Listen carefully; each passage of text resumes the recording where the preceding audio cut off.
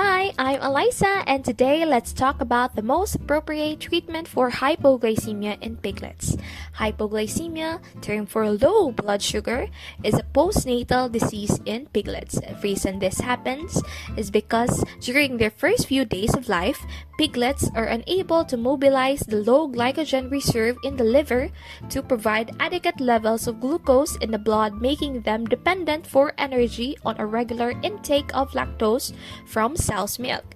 Early diagnosis of this illness is the key to effective therapy. So back to our question, what is the most appropriate treatment for hypoglycemia in piglets? The answer should be piglets could be fed with sow or alternatively cow's colostrum or 20% dextrose solution by syringe or stomach tube every 20 minutes until it has returned to normal. Then they can be introduced to a newly furrowed sow. That's all. See you on our next video.